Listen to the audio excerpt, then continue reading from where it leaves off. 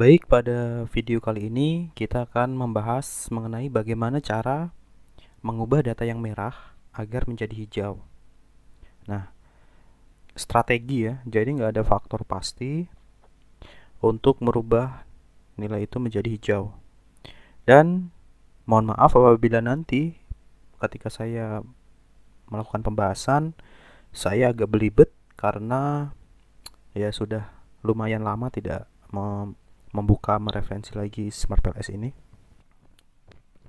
Ya, kita masukkan data seperti biasanya. Ini adalah data yang sudah saya siapkan.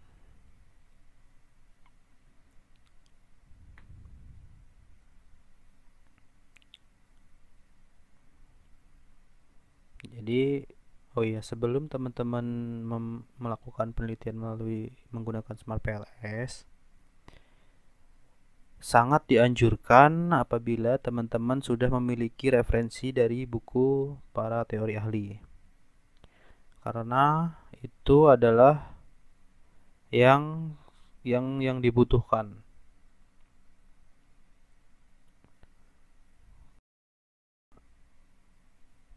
Karakter-karakter dari situlah kita bisa memahami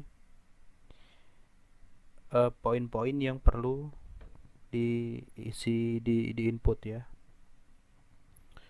Jadi teman-teman harus memiliki, itu wajib ya. Kalau tidak memiliki ya harus pernah atau membaca referensi dari buku teori ahli. Banyak sekali buku Smart PLS ya di ini sosial apa di e-commerce murah-murah, dari yang di orinya aja juga murah ya, jadi nggak perlu beli yang KW.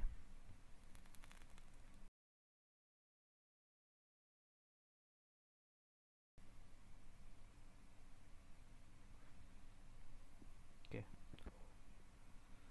Pada titik ini, pada langkah ini kita bisa menyimpulkan bahwasanya kalau ya setiap korelasi dari antar variabel ini terlihat sangat sudah memenuhi standar ya. Namun apabila kita melihat outer loading, nah di sini kita bisa lihat bahwa ada beberapa nilai yang merah. Nah, hal ini tidak akan bisa dilanjutkan di fase-fase berikutnya apabila kita mengikuti langkah yang ini, langkah yang apa maksudnya, tidak perlu mengeluarkan data dan semacamnya. Sebenarnya ada juga yang saya menemukan beberapa skripsi yang data ini pun bisa digunakan. Jadi pada nilai yang merah ini dikeluarkan dari pengukuran. Nah, itu adalah metode lain dan mungkin lain waktu ya saya membahasnya. Saya bahas ini dulu.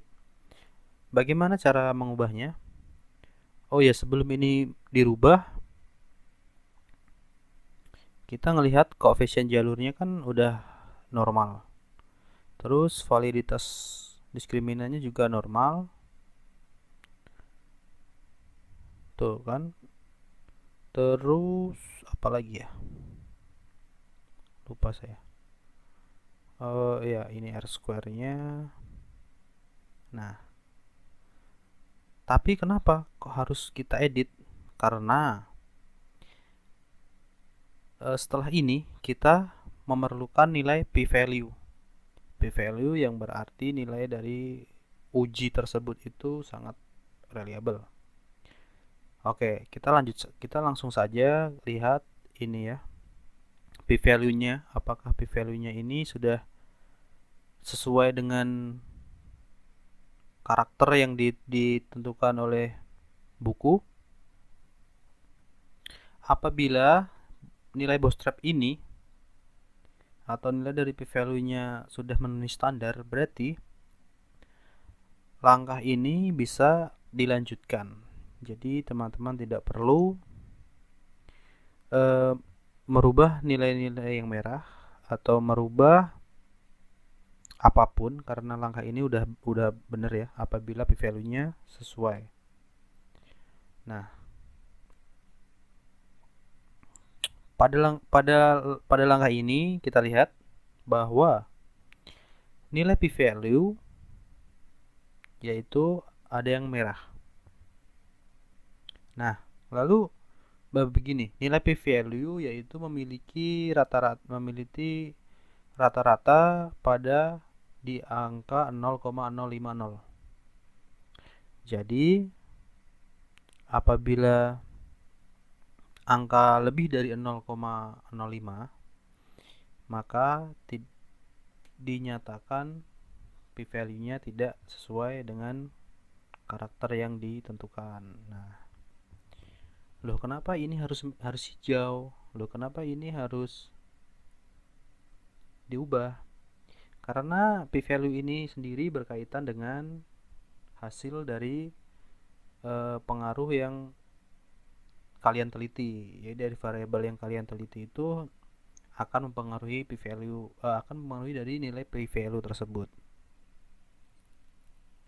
Lalu bagaimana cara merubahnya? Ya, kita di sini memiliki beberapa masalah seperti nilai outer loading yang masih merah dan nilai p-value yang merah. Karena begini, nilai outer loadingnya hijau semua tidak menjamin kalau nilai p-value-nya itu bisa hijau semua. Itu tidak menjamin. Lalu karena apa? Nah, tidak ada faktor yang bisa dijelaskan lebih detailnya atau faktor tertentu ya.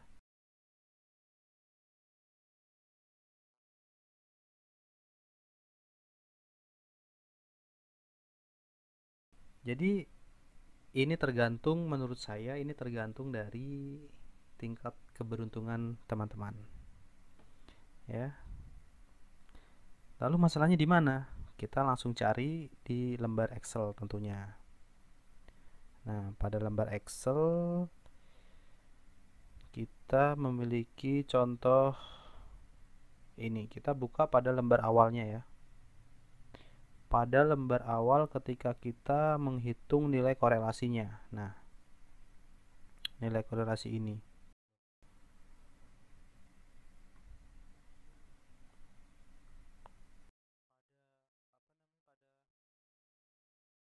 Hasil nilai korelasi pada Excel punya saya itu udah besar semua, udah gede semua, tapi kenapa di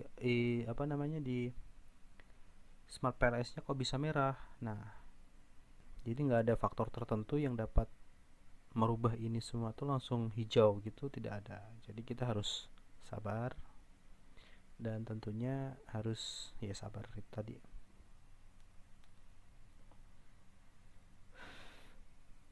Oke, itu poin yang pertama. Lalu selanjutnya, ketika kita memasukkan data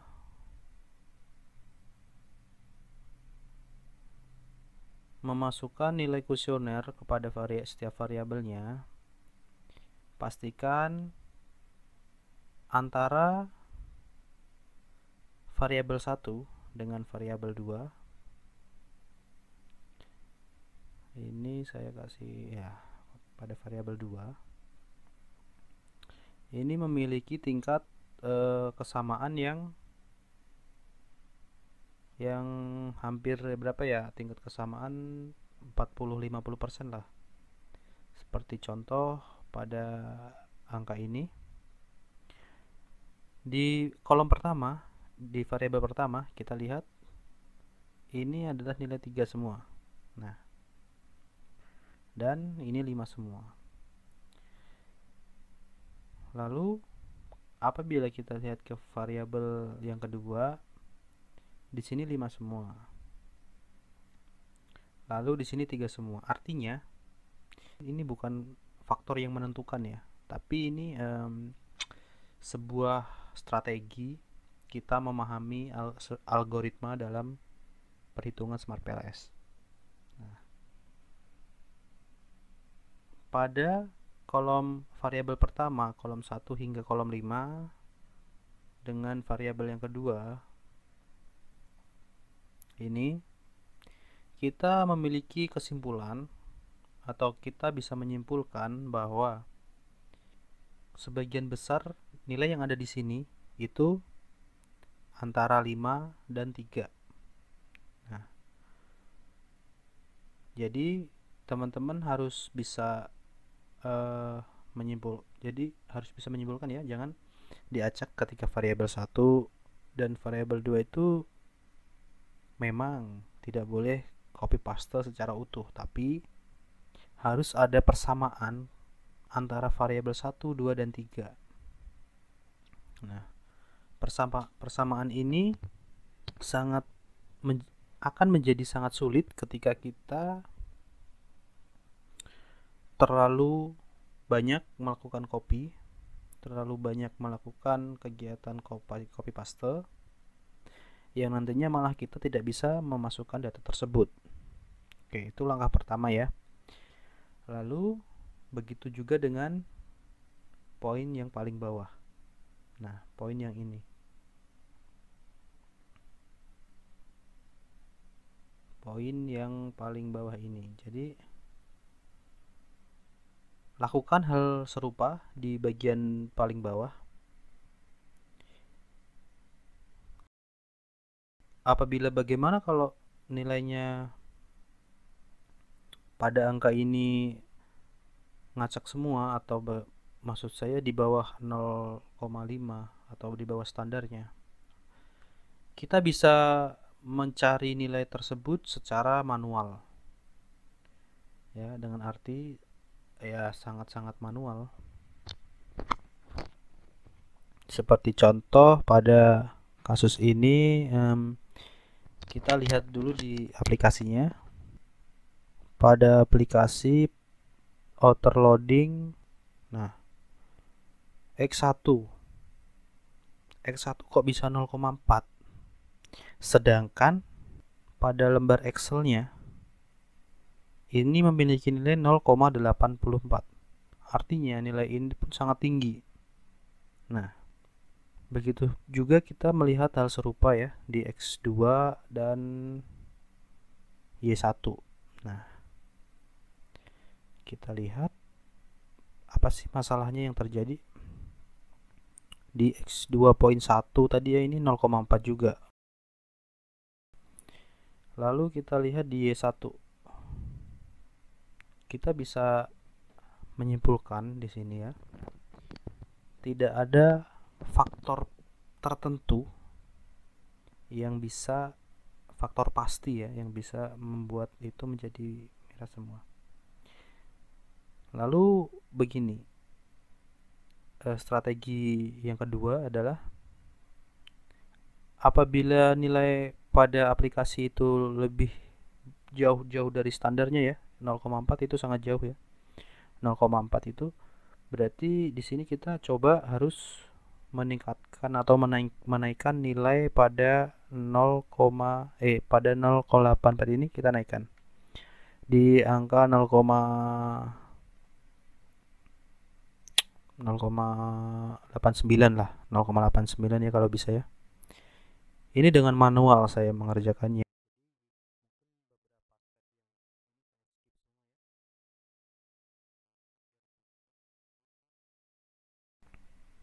Nah, apabila lo kok nilainya lebih, kok malah turun, kita undo aja ya, seperti itu. Tambah turun, kita merubahnya di angka yang tengah.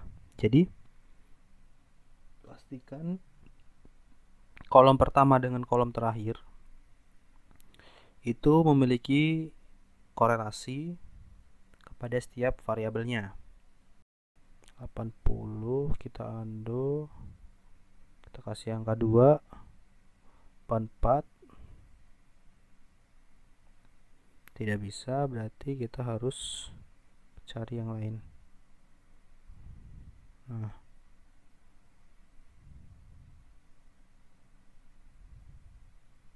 84.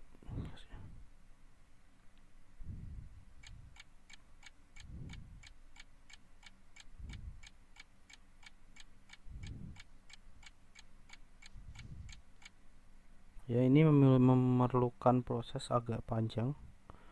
Dulu saya bikin ini memerlukan waktu sampai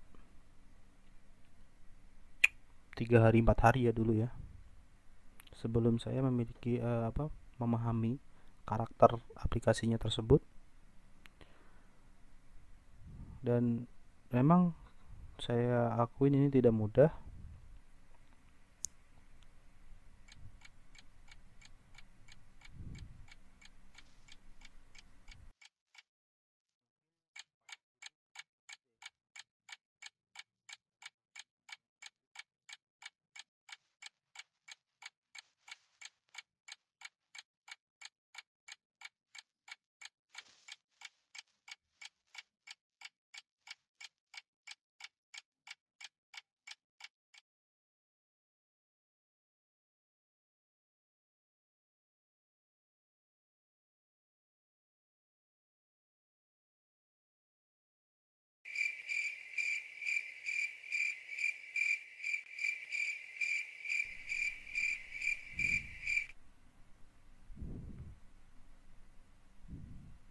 Nah, kita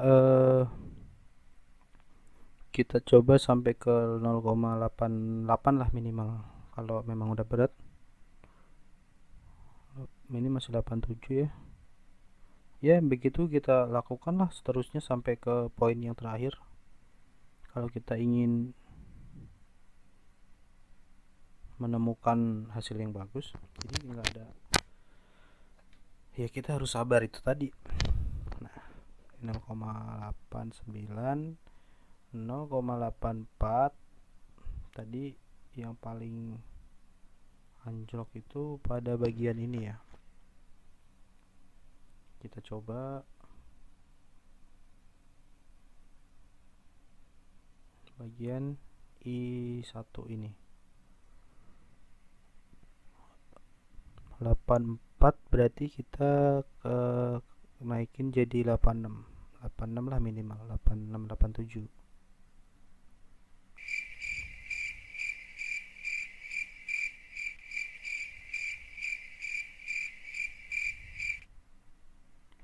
Enam delapan tujuh.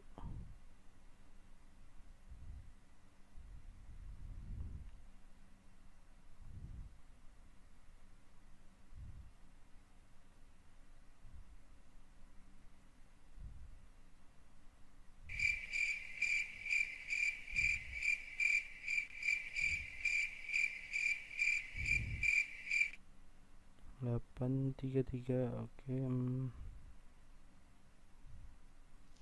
Nggak bisa.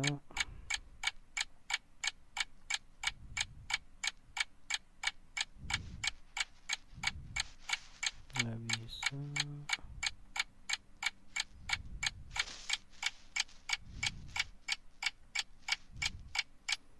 Jadi kalau udah nggak bisa naik ya, kalau misal kalian mencari dan ternyata tidak bisa naik,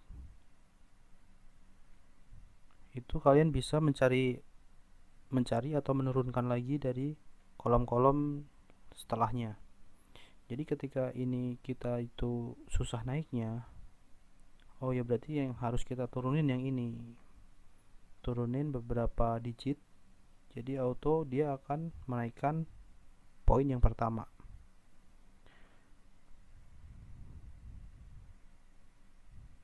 Oke ya. Begitu seterusnya.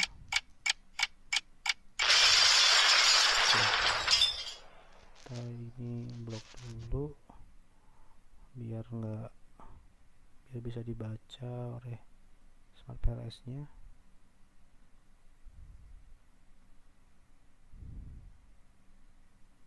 Maaf ya manual ya, karena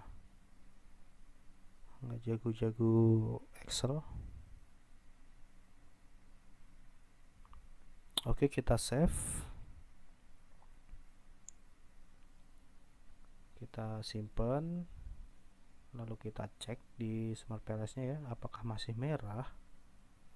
Di sini kita buka di proyek baru aja, biar mudah kita belajarnya. Data 2, jadi bisa ada perbandingannya. Data 2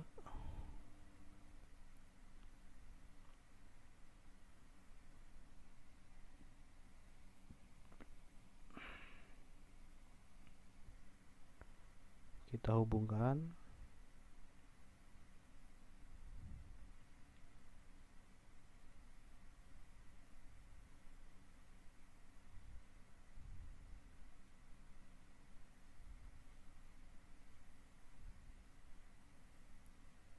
Oh ya, di sini saya menggunakan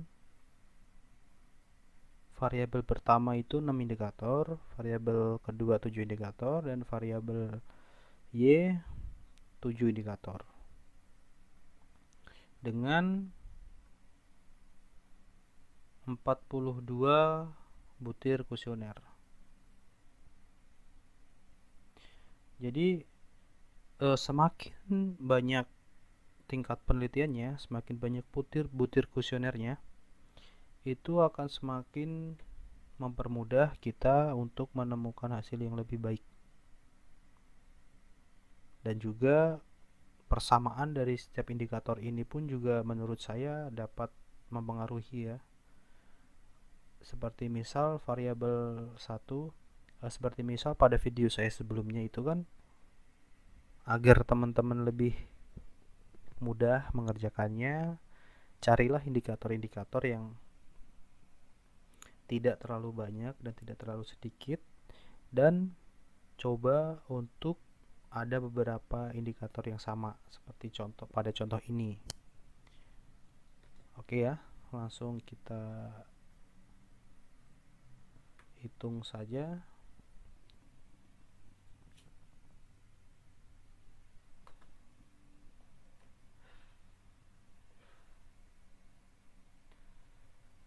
Oke, apabila kita lihat pada perhitungan algoritma ya, kita bandingkan dengan perhitungan yang pertama tadi. Nah, kita tadi merubah beberapa angka, hampir 30%-nya ya, hampir 30%-nya kita edit, kita cari nilai yang lebih baik. Ini adalah perhitungan yang pertama, yaitu memiliki nilai 0,261 dan 0,47. Di percobaan yang kedua mengalami peningkatan yang lumayan cukup baik di angka 0,43 dan 0,50. Oke. Kita lihat outer loadingnya apakah masih merah, dan kita lihat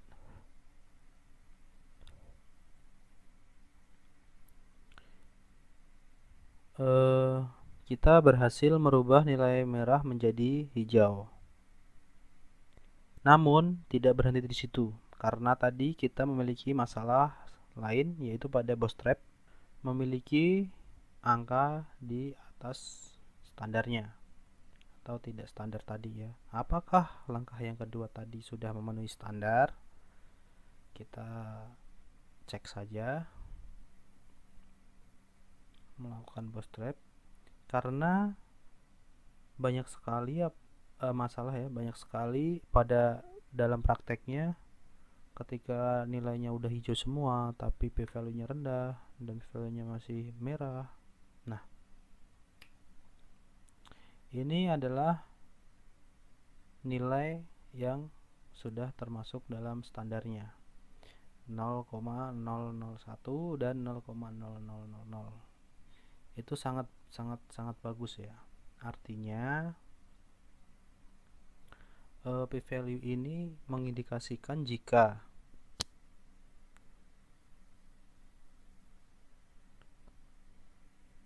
variabel 1 variabel 1 mempengaruhi variabel laten secara positif sebesar 0,43,2%. Lalu variabel 2 mempengaruhi variabel laten 3 secara positif sebesar 0,50,1%. Ya, jadi seperti itu. Lalu apabila kita udah sampai sini, berarti saya sudah bisa memastikan bahwa data yang teman-teman buat ini sudah bisa di input lebih lanjut ya, bisa di input ke dalam skripsinya gitu. Jadi begitu yang bisa saya sampaikan untuk bagaimana cara merubah nilai merah menjadi hijau dan bagaimana cara memasangnya. Semoga video ini bermanfaat dan bisa membantu teman-teman semua. Apabila teman-teman ada pertanyaan-pertanyaan lain, dan silahkan ditanyakan melalui kolom komentar. Oh ya, dan juga apabila teman-teman mengalami kendala dalam pembuatan data tersebut, teman-teman bisa kontak saya melalui email ya, email ke saya, mungkin nanti saya bisa bantu. Jangan lupa like dan subscribe apabila menurut teman-teman video ini mengedukasi dan bermanfaat. Terima kasih. Salam sejahtera bagi kita semua. Assalamualaikum warahmatullahi wabarakatuh.